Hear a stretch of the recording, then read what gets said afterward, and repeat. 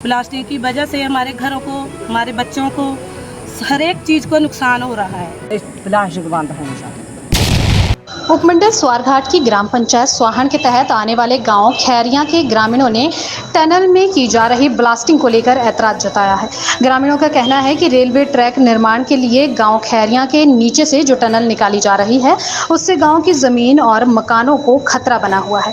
ये सभी लोग इकट्ठा होकर साइट पर पहुंचे, फिर जो हुआ देखें लाइव रिपोर्ट। ये बड़े सिस्टम से और by the protocol, by the rule provision सब अडॉप्ट करके ही ये शुरू हुआ था।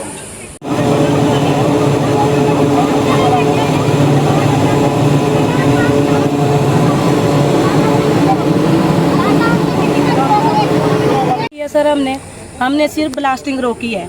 अंदर टनल के अंदर बारूद लगा हुआ है और हम वहाँ पे आए, जब देखा हमने ज़बरदस्ती ब्लास्टिंग कर रहे हैं तो हम गाँव वासी यहाँ पे पहुँचे तो हमने ब्लास्टिंग बंद करवाई है।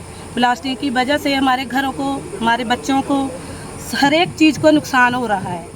प्लास्टिक बंद होनी चाहिए। जब तक डीसी दे ऑर्डर ना होगा, जब तक सानू ना दवे, एक हाँ ना करे, जब तक ब्लास्टिंग नहीं होनी चाहिए। धक्के नाल नहीं ब्लास्टिंग करनी चाहिए।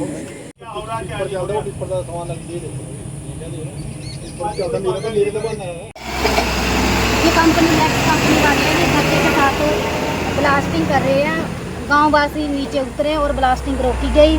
इस ब्लास्टिंग के कारण हमारे घरों में दरारें आ रही हैं, नुकसान हो रहा है और हम चाहते हैं कि काम तो चला रहे पर ये कंपनी वाले धक्के से ब्लास्टिंग कर रहे हैं। हम चाहते हैं कि 400-500 किलोमीटर दूरी से आगे ले जाएं। चलो, मेरा नाम मान सिंह है, मैं गांव खैरिया से हूँ। हम इधर आज कंपनी ने धक्के के साथ फिर ब्लास्टिंग करने की कोशिश की और हम पूरे गांव के लोग फिर दोबारा इधर ब्लास्टिंग रोकने के लिए आए थे। हमने कंपनी का काम नहीं बंद किया। हमने सिर्फ हमारी कंपनी से और प्रशासन से ही मांग है कि मतलब हमारे घरों को नुकसान हो रहा है और घरों में दरारें आ रही है।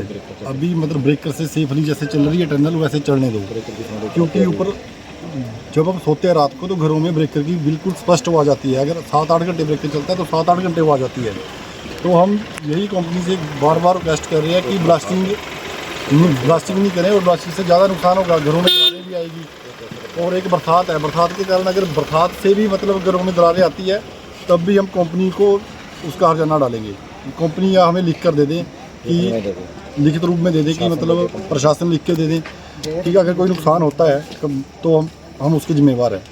जिम्मेवारी के लिए ये मान नहीं रहे हैं, क्योंकि आज मतलब स्वारघाट से भी आए थे, पुलिस प्रशासन भी आया था, तो उन्होंने भी कंपनी को यही बोला कि आप लिख के दे दो ऊपर गाँव वालों को, तो वो लिख के देने के लिए तैयार नहीं है। बोर्ड साहब ने लिखित परमिशन है कोई? आप दिखाओ, दिखाओ। हाँ, देखिए जी, यहाँ जो एक खैरिया गांव के लोग अभी इसमें एक इशू लेकर आए थे और सिर्फ एक ये ओनली वन इशू कि यहाँ ब्लास्टिंग जो अभी जानकारी में मिला, डिस्कस मैटर हुआ, तो कुछ महीने इसको भी इन्होंने कंपनी ने रोके रखा था जनहित के और कोई जानी वाला नुकसान ना हो, तो उन्होंने मैनुअल मशीनरी से किया। और इसके बाद कुछ डिस्टेंस तक ये इंश्योर है कंपनी वाले की अब जो है कोई जो डेंजरस लाइन है उससे ऊपर और नीचे ये काम चला हुआ है, इससे कोई जानी माली नुकसान पब्लिक को कोई नहीं है। फिर भी ये इस चीज़ को अभी इंश्योर नहीं है पब्लिक इसमें सकते में कि इससे ब्लास्टिंग से कुछ भी इनको ऊपर जो है इनके मकान तो किसी को भी नुकसान हो सकता है। तो इस बारे में मैंने मौका से अभी एसडीएम साहब से भी फोनिकली बात की, अपने एसडीपीओ साहब से भी मैटर को यहाँ से फोनिकली किया, तो इसमें एक और समाधान रखा पब्लिक हित में और दोनों कंपनी काम भी ना रुकेगा, क्योंकि ये सारा प्रोसेस प्रोविजन सभी जानते हैं कि ये सिस्टम से ही चल रहा है ना। और इसमें नेशनल इम्पोर्टेंस है और गवर्नमेंट का इसमें जनित के लिए काम चला हुआ है रेलवे का। तो इसके लिए एक जो अपने RBNL के जोलॉजी स्पेशलिस्ट होते हैं उनको कॉल किया गया कंपनी के माध्यम। इन्होंने कंपनी अपने पब्लिक के जो प्रोमिनेंट और जो लोग आए इन्होंने भी माना कि उनके आने के बाद जो भी डिस्कस के बाद जो है समाधान है आपस में म्यूचुअल डिस्कस में इसका समाधान किया जाएगा। तो अभी 2 दिन का इसमें इन्होंने भी टाइम दिया है, कंपनी ने भी इनको इसमें 2 दिन के लिए और जो बुलाने के लिए एक्सपर्ट के लिए। तो अभी मैं पब्लिक से भी और कंपनी से भी यही अपेक्षा रखता हूँ कि आपस में म्यूचुअल और एक दूसरे के सामन से इस चीज़ को कार्य को चलने दें और जिससे जो है पब्लिक का भी जो ये इशू बना हुआ है ये भी कोई नुकसान ना हो, इस चीज़ को समझते हुए इसको काम निर्माण में एक दूसरे के सहयोग से निर्माण कार्य को करेंगे और कानूनी व्यवस्था को बनाए रखेंगे।